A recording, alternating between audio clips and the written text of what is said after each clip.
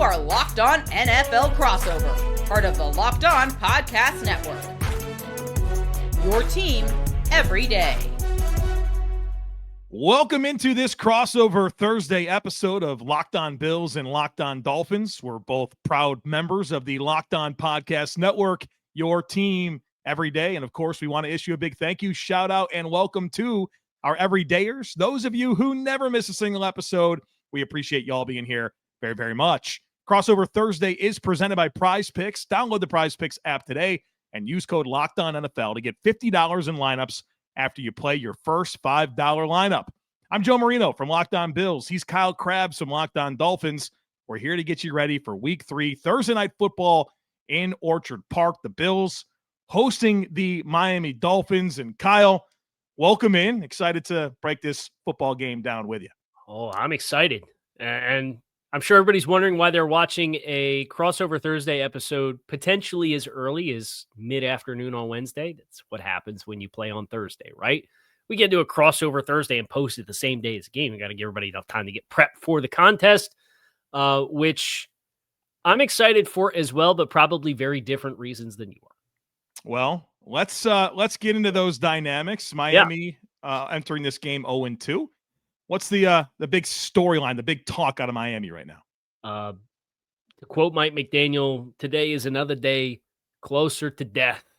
And this feels like a franchise that's in kind of a death spiral right now, where after the first 2 weeks with the games where you get smashed by the Colts, and then last week you have a narrow loss with a bunch of self-inflicted wounds on the offensive side of the ball trying to mount a game-winning drive.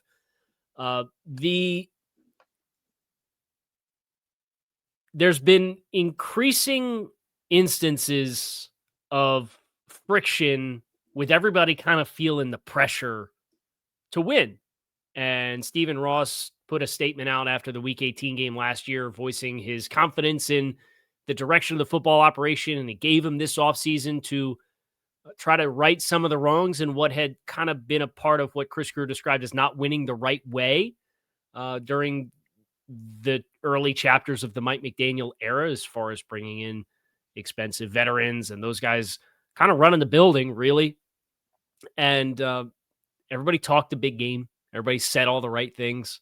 And then the team came out as flat could be in week 1. And then in week 2, the players are voicing frustration with the coaches for the personnel packages and the communication. And the coach in week 1 is talking to the players through the media. And then the players have a behind closed doors meeting where they're talking about playing with accountability for each other and themselves, because the league's going to judge them in a vacuum and doesn't care what the coaching situation is. That according to Albert Breer. So it's just, we're mounding up. And the question is for me, less of the matchups in the game, because we know what a lot of those matchups are. We're going to talk about them and exhaust those talking points, but it's who's going to show up?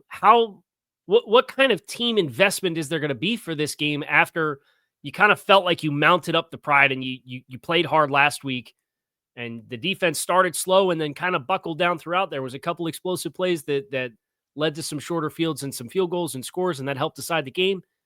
And then the offense imploded twice in the final 4 minutes with efforts to win the game. Let me zoom out on Miami and kind of phrase this a certain way, and I'm curious how you respond to this. So obviously there's a lot of tension. I think there's a lot of expectation that this team has lost itself, and we're expecting at some point for them to move on from Mike McDaniel. But if I do zoom out, this is year 4. First 2 years, this team goes to the playoffs. Last year, they're 8-9, and the starting quarterback misses 6 games. Yeah. Of course, we know that the Colts game was a disaster. I don't have anything silver lining there. But are we really just 1 inch away? Devin Achane steps out of bounds, like 1 inch away from that being a team that rallied and came from behind and probably, had a great chance to win a football game. And you're talking about, all right, if they're 1-1 going into Buffalo, there's obviously that's not been a very good path for the Miami Dolphins over the last several years, but a schedule that appears manageable. Are we getting ahead of ourselves? Do we need to kind of be mindful of some of those layers, or is this just a coach that's lost the locker room? So I don't think it's the win record, right? In the same way that they dismissed Brian Flores after they came back from a 1-7 start to finish 9-8. And that was back in 2021. It's the beneath the surface stuff that now in the face of this pressure and adversity, you're seeing it bubble to the surface with more frequency. You had Mike McDaniel after the week 2 game talk about everything starts and ends with me. I take responsibility for it.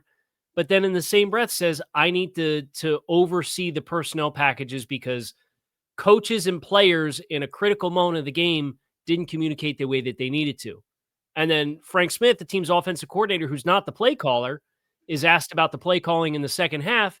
He's like, yeah, we went back and we found some instances where we got away from the run. Okay, who are you talking to then?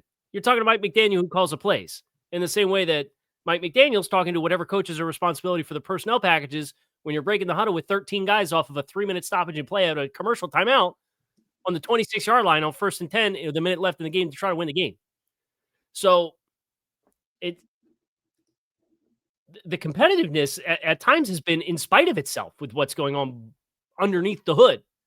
So I don't, the question for when you choose to make a change in my mind is, when does Stephen Ross say enough is enough? How much of a look do I want to get at any other coach on the staff, potentially on an interim basis, to try to find value for this season? Because once you get to 0-3, there's been one team that's made it to 0-3 since 2000 that's made the playoffs. It was the Texans in 2018. They went 11-5 and won the division. If you go 0-3 with 2 losses in the division, can we have this conversation about what the outlook's going to be? Like, you're not chasing down anybody in the AFC East at that point. Not with the back half of the schedule looking like what it looks like, even if they mount up and they find some wins. I'd be very surprised. So that's the lead story in Miami for Buffalo. Now, you guys start 2-0, convincing win against the Jets, the big comeback in the fourth quarter against the Baltimore Ravens in week 1. How have things looked? I know there's some questions for the defensive side of the ball for how things went early against Baltimore, but was that matchup based? How do you reflect on the defense? I think would be my big storyline that I'd love to hear from you on. Well, obviously, a lot of issues in week 1 against Baltimore, which is widely understood as just a very bad matchup structurally for how the Bills choose to play defense and what Baltimore has at its disposal. And they gave up 40 points and tons of explosive plays. And, Josh Allen was able to put the cape on and accounts for 400 yards and 4 touchdowns, 250 passing yards in the fourth quarter alone. And you have a lot of things that go right for you to win a football game. You fast forward 1 week, and it's a really different performance where the Jets go 0 for 11 on third downs. They can't really run it. They can't really throw it. And the Bills defense looked a lot different. And I certainly think there's a lot of context that's necessary to really reflect on that performance. And obviously it starts with who the Jets are, right? They're not the Ravens. That's important to note. They don't really have much in the way of playmakers outside of Garrett Wilson, an offensive line that's potent but very young, and Justin Fields, who there's a reason he's on his 3rd team, despite being a first-round pick not that long ago. And so I think that context matters. And the Bills are up 10 with 5 minutes left in the first quarter, and you start to really dominate this game script. And the Jets needed that to go a certain way, right? They needed to keep it close and run the ball, and they got out of their script and it got goofy, right? That's kind of what happened. So you are pleased with the week-over-week improvements, right? There's only one thing they could have done is go play the Jets, right? They can't play any other team. So they answered the questions coming out for week 1. But obviously it's about how this unit stabilizes. They're going to get some reinforcements, whether that is Annette Oliver or Michael Hoyt. Larry Ogunjobi will be off a suspension. Maxwell Harrison, the first-round pick, is on IR. He shouldn't be gone for too much longer. So there's some reinforcements, but also a Bills defense that's different. They're not giving light boxes all the time. They're playing base defense, right? 3 linebackers on the field. They're blitzing more than usual. They're playing more man coverage than usual. And you think about the addition of Ryan Nielsen to this coaching staff, and those shifts are very much towards the ideologies that he's told us he's about from his time with the Jaguars, the Falcons, and the Saints. So you have a lot of new with this Bills defense, which is probably necessary after it's been the reason in the playoffs you've not been able to go beyond Kansas City. So polar opposite performances, and now it's about this next matchup against Miami. All right, folks. Storylines out of the way. Coming up next, matchups that will change the game. We'll break that down here for you. Be sure to stick with us.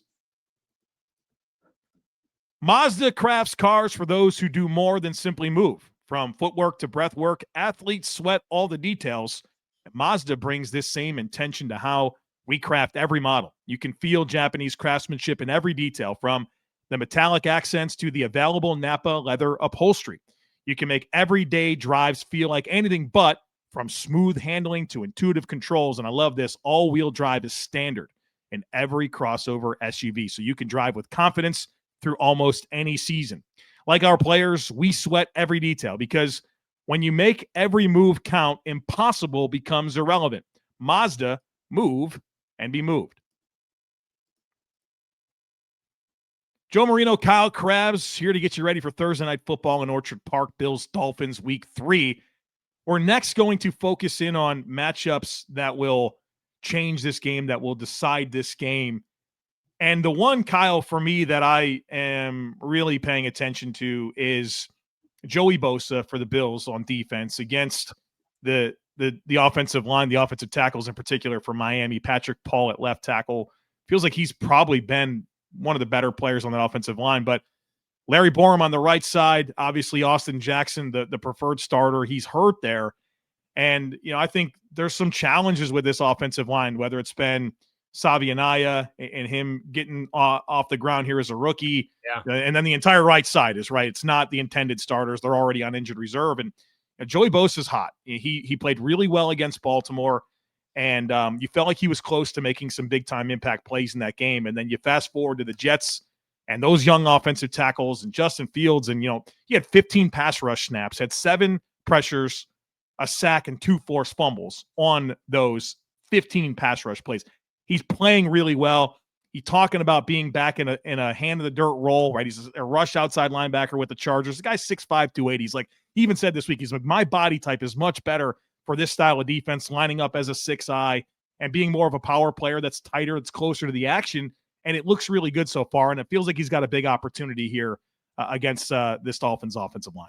Yeah, I'm excited. I hope he gets the matchups against Patrick Paul, not for like wins and losses of reps, but the measure for Patrick Paul, where he was one of the overachievers of training camp. And in the preseason, he's looked great.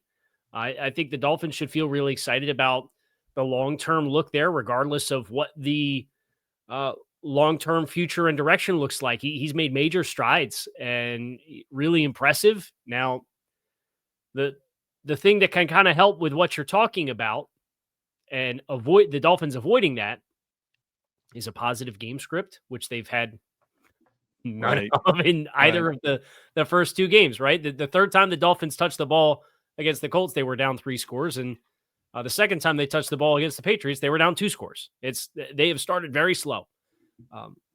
I asked for Mike McDaniel, if he won the coin toss in week 2, to take the ball to try to, hey, maybe a lot of your offensive line personnel moves, including Larry Borum, including Jonas Savaiinaia, including James Daniels, who's on IR along with Austin Jackson, was to be more physical and have more displacement abilities. This team's dead last in the NFL in rush attempts with 27 rush attempts through 2 games.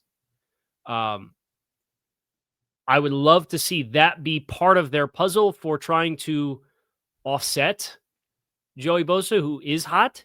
And I think the interior matchups can help dictate this a little bit too, where Ed Oliver with the ankle being down for this game, presumably we're probably fair to make this assumption. The final injury report comes out. He was in a boot yesterday, Kyle. I don't think he's playing. So, and it's the risk of recording ahead of time, right? Sure. And we're going to post as the injury reports drop for tomorrow's game for final designations, right? So, but Milton Williams and Christian Barmore tore Savaiinaia and Keon Smith as the guards apart in week 2. Those guys really struggled. I thought Larry Borum was sufficient through the lens of you're a swing tackle, utility player. I think he's a good fit for what they want to do offensively, but they haven't been able to lean into what they want to be offensively because of the game scripts.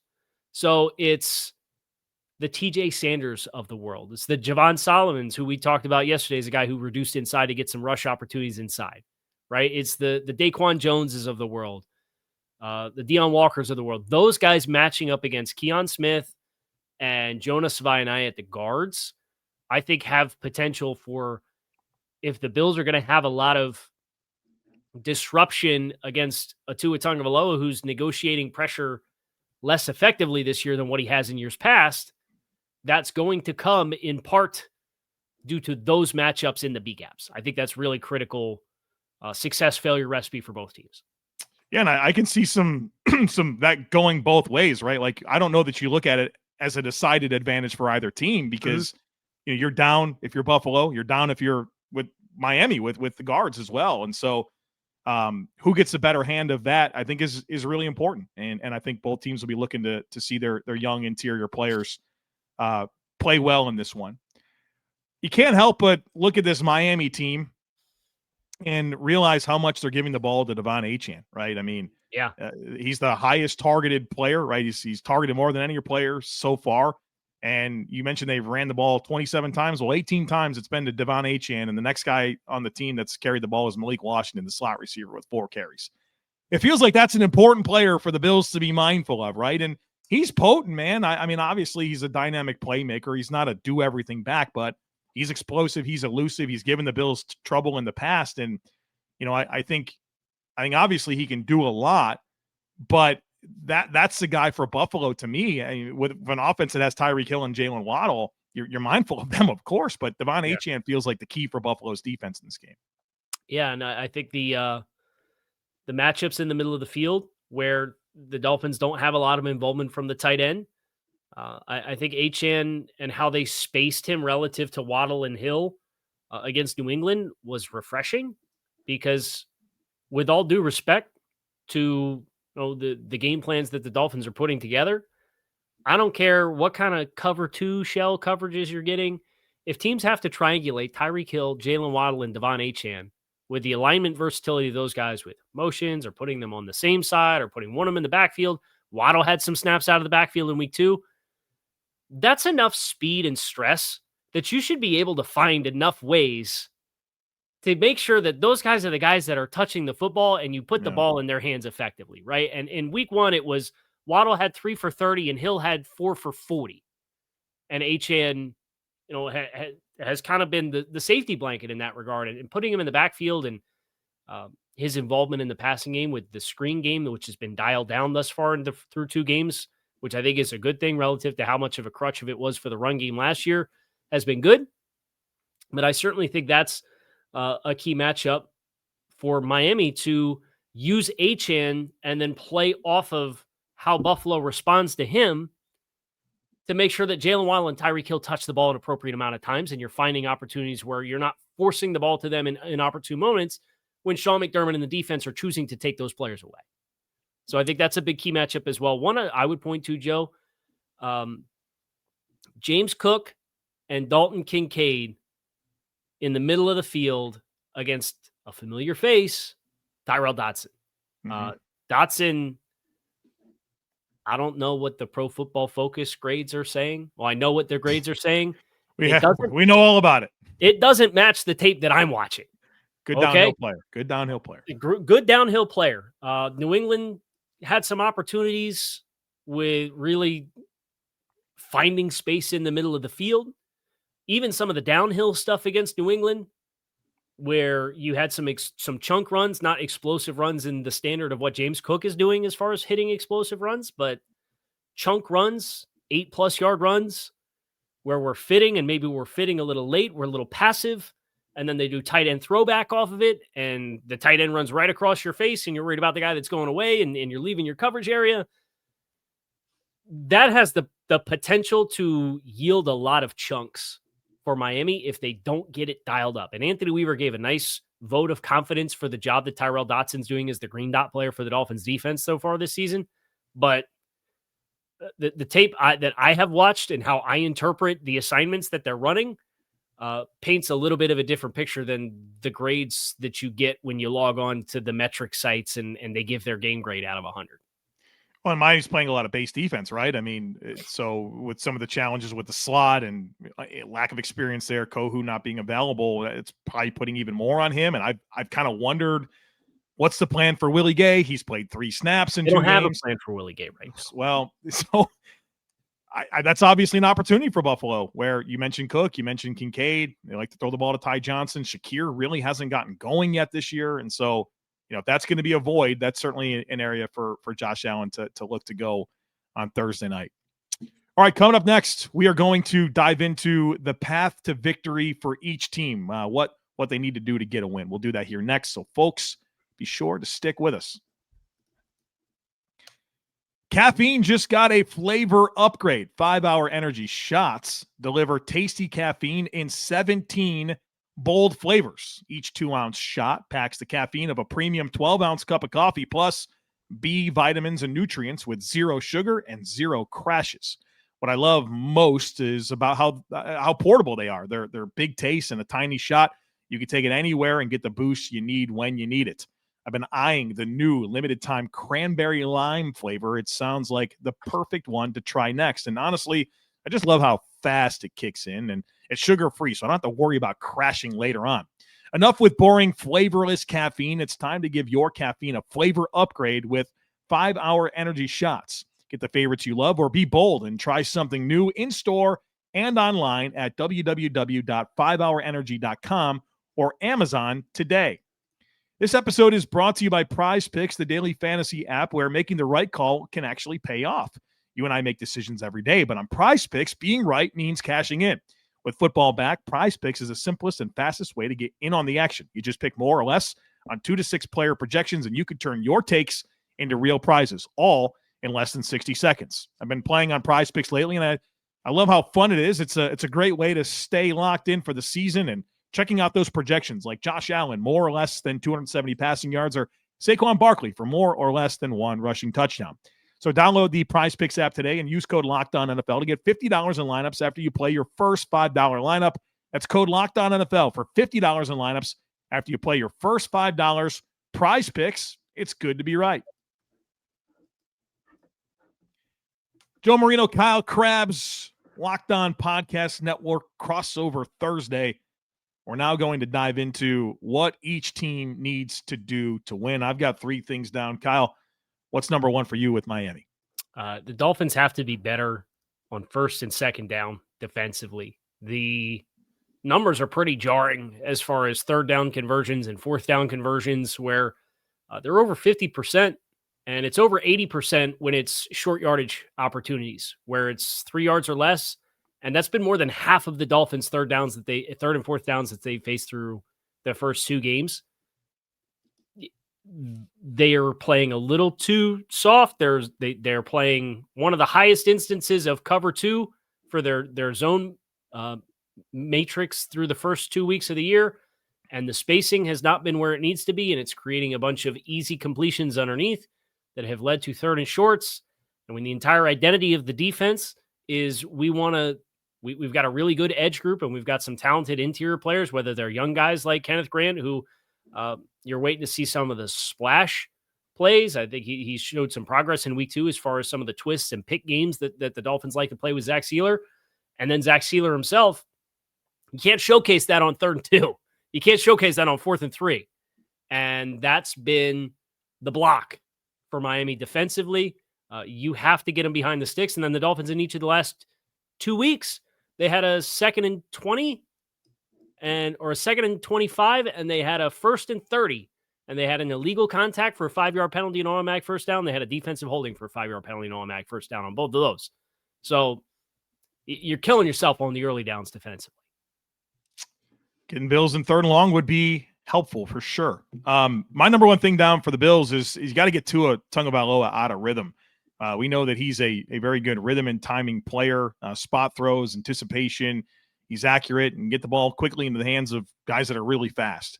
And so I think you've got to be very intentional about not allowing that to happen. And there's been some things with Tua this year where his first read throw percentage is down about 10%. He's holding onto the ball a little bit longer than usual. Obviously, the turnover-worthy throw rate is crazy high right now. The pressure rate's not too bad, but like you mentioned earlier, he's not negotiating pressure very well so far this year. 53% of pressure is turned into sacks, which is alarmingly high. Like normal is 15 to 20%. Even Tua, who's not great at that last year, it was 21%. And so I think there's some wrinkles that have been added to this offense that maybe everyone's not comfortable running. And I think you got to make sure that this isn't the week that they do that. And one thing about short weeks, right, is you kind of just go back to your basic stuff. You're not building this robust game plan and inventory for a new team. You're kind of going to resolve to what you do. And I would expect the Dolphins to kind of get back to some of that And it's going to be important for Buffalo to make sure that Tua can't find rhythm. Yeah. I think the next key for Miami has been a big focus for me thus far after the last couple of years. It's been a bit of a sticking point, what the pre-snap orchestration of your offense and what time you have left on the huddle, your play calling process, your personnel process. These are the things that Tyreek Hill and Tua Tagovailoa are voicing their frustration after the week 2 game, because you thought you scored a touchdown. You went to commercial break. The referees huddled. They came back out. You had all that time on commercial break. They moved the ball back to the 26, and you had 2 tries to try to get a snap off, and you took a delay of game because you got out of the huddle with 6 seconds left on the clock, and then you took a false start because everybody's firing off the ball because the clock's down and everybody's not lined up where they need to be. And even the third play after that, Tyreek Hill's getting set, and he's technically moving as the snap. We're getting everybody lined up. So Mike McDaniel said he talked to the coaches about that process, that procedural change. I'll believe it when I see it, because it's been a problem since Mike McDaniel's been here. And I don't believe in year 4 after a week 2 game, you're magically going to push the buttons that you've known this was an issue all this time. But you have to, I think, try to find some of your personnel matchups and just let it play. And that's tough because, I talked to Teron Armstead. I went with Teron Armstead on his YouTube channel last week on Thursday. And I asked him about this. I asked him about, home versus away. It was in the spirit through Dan Campbell talking about their road, home, shift motion splits when somebody asked him a question after the week 1 loss that they had at the Packers. And I asked Teron about this, and he said the thing about the Miami offense is all of the designs of the plays are intended to look the same through the first couple steps of the snap based on X number of concepts. And when you take and strip that part of it away, it becomes a lot more predictable for what you're trying to do. So finding that balance from a coaching staff perspective, I don't know how you're going to go about maximizing that, but that's something the Dolphins have to figure out. Yeah, the Bills don't need any help in this one, right? So clean up your operation for sure. I got down the Bills got to test this Dolphins pass defense, right? I mean, they've given up, I think they're last in EPA per pass defensed so far this year. And you talked about Tyrell Dotson as a guy that doesn't play well in space or in coverage. What's going on at safety too, right? With next to Minkah Fitzpatrick, I think that'll be a backup player. Whoever it is, the slot situation's been really interesting. They're playing a rookie there, a 5th-round rookie. And then, look, it's Jack Jones and Rasul Douglas on the outside corners, and I think they were able to find some players that can stabilize those positions. But the challenge is this is just not a back 7 that has reps together, right? You want to be able to blend your coverages and play different things, and you've got guys that just haven't spaced the field together. And I think that's a possibility for Buffalo to go after some opportunities, whether that's man-to-man coverage or if there's zones, and challenge their ability to space and be sound on the back end and let Josh Allen kind of take his chances throwing the ball against this Dolphins back 7, right? That's had a lot of struggles so far. So I think you got to be aggressive throwing the football, and then obviously that potentially gets you a lead and you control the game script from there. Yeah, and then the other thing for Miami is just you need to take some of the air out of the ball, and you need to try to possess the ball. Where, I mean, the Colts, their average defensive time of possession through the first 2 weeks is over 36 minutes. The next closest team going into the Monday Night Football games was a minute and a half less of time the defense was spending out on the field. And you're watching, it's the 3rd possession of the game, and some of the defensive guys are gassed already because, the Dolphins had 7 minutes time of possession in the first half against the Colts. So I'm sitting here rooting for the Bills. If they win the toss, take the ball, please. Take this decision out of Mike McDaniel's hands. They won't. He refuses to do that because he wants that control of the first possession of the second half.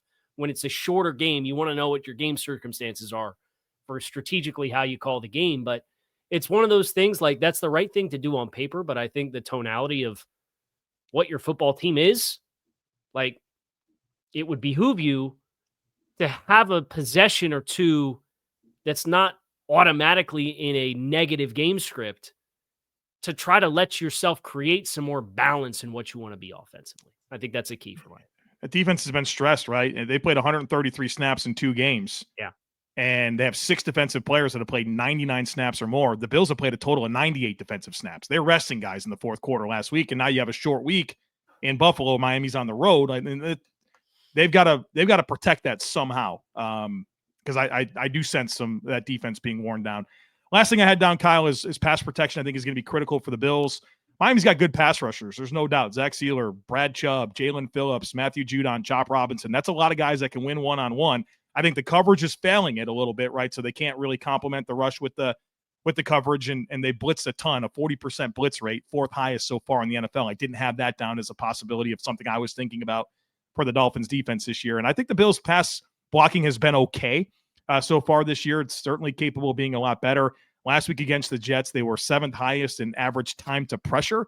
And so obviously affecting Josh Allen's going to be huge for Miami. And so they've got one-on-one pass rushers that can win. They're blitzing, and the Bills need to be sound up front to allow Josh Allen to go after this defense. All right. There it is. Bills, Dolphins. We get to do this again a few weeks, Kyle Crabbs. We'll see what the dynamics are later in the season. But for now, there's a football game Thursday night. Hopefully you feel ready for it, and you will stay locked into Locked On Bills, Locked On Dolphins, all the pre- and post-game coverage you could ever want coming from me and Kyle. So don't miss any of that. Make sure that you're subscribed. We'd love it if you took a second to rate, review, and share the podcast. We're out of here, folks, and we'll catch up with you again real soon.